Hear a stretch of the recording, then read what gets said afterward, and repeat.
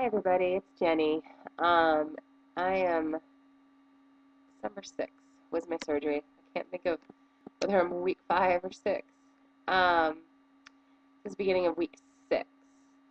I've had a very hard week. What has happened? I went to my surgeon's appointment on Wednesday, and Wednesday last week. It feels like it's a month ago, but anyway, Wednesday last week I went to my surgeon's appointment. And my biggest concern was making it so I didn't have to go back to work just yet.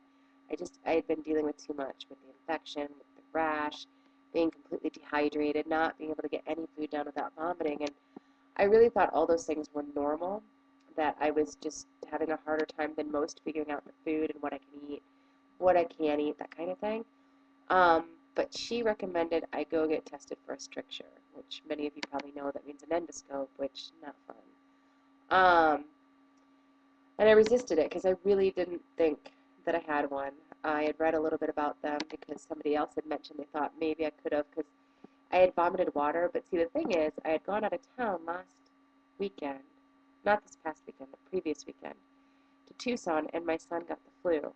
So I just assumed I had the flu because it happened. It seemed like it got worse all of a sudden, and I felt like I had flu symptoms, and I was throwing up. I vomited water and a vitamin. And that same day I went to IKEA and I almost passed out because I was so dehydrated. So anyway, the very next day was my doctor's appointment and she wanted me to get tested for a stricture. It's so funny because my biggest concern was making sure I didn't have to go back to work that next day because I just didn't feel up to it. And well, I definitely got my break. I go back to work on the 20th. So I thought if I have to do this test, which you have to go to the hospital and you get put under with an IV, a local anesthetic, which I hate needles, who doesn't? But I thought, you know what, I'm going to do it sooner than later so that if there's a stricture, they fix it and I can start feeling better right away. So luckily, I called the doctor my surgeon recommended and got in the very next day. So at 8 a.m., I was in the hospital. Um, and I have to be honest with you, it was kind of annoying because when I got into that office, now keep in mind, I've had a lot of problems. I've had the infection, the rash, and I've been sick, and I've had a lot of issues.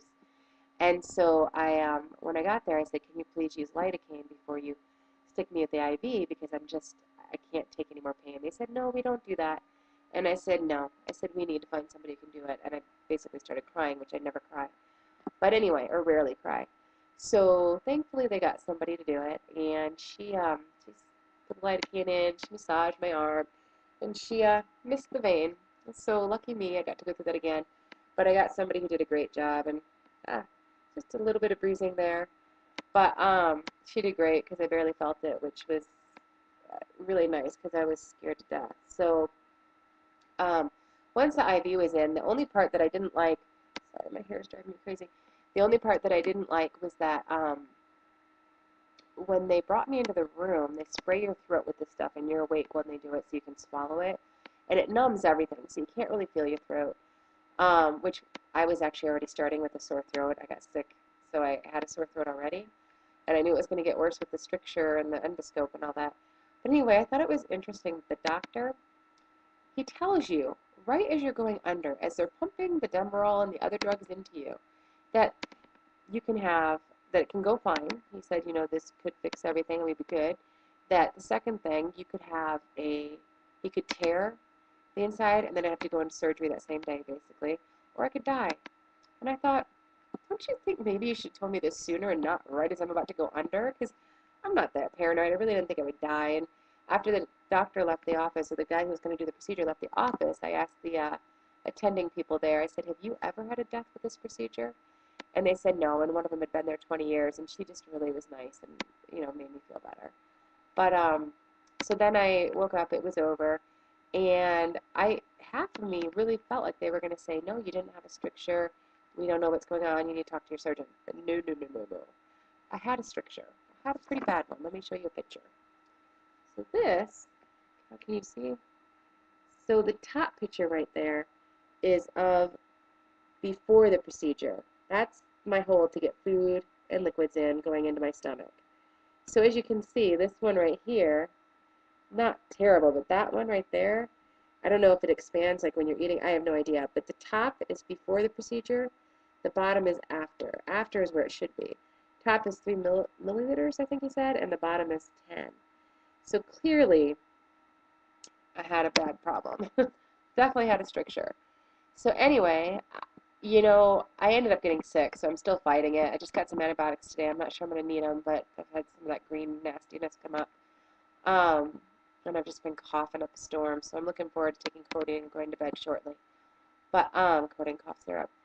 They what was really annoying is afterwards I asked him, I said, I had heard that you could have this happen again if you've had it before. And they said that you 50% chance I have to go through that procedure again. Don't get me wrong. Anyone who has to do it, it's not that big a deal. It's just that I had been through a lot, and I couldn't take anymore. But thank God I did it, because let me tell you, I really cannot believe how I can eat now. Tonight, I had a piece of fish. I had half of a piece of fish that Gorton's like grilled fish for 14 grams of protein. I had half a piece, so I got 7 grams of protein. I also had like 2 slices of a piece of apple with no peeling. Excuse me. Which was an awesome dinner for me. So, and I didn't get sick. And the only other time I've had fish, I got extremely sick, scared to death to eat it again.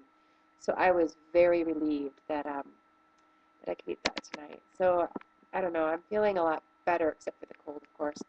Um, I'm able to get all my water in, which is shocking. And what has been huge and wonderful side effect of that, my rash is going away. I don't scratch all night long, and I think it's because I was dehydrated, I was dried out, and the rash just wouldn't go away before.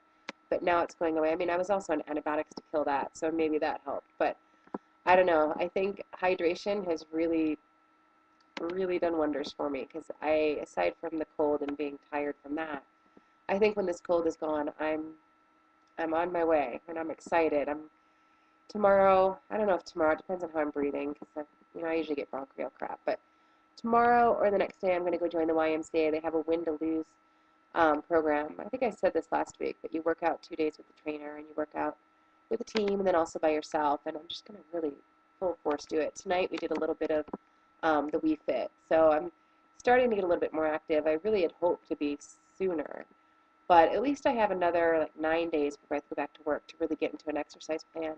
And I'm lucky, my work does have a gym, so I use it on my breaks and my lunch. I did that before having surgery.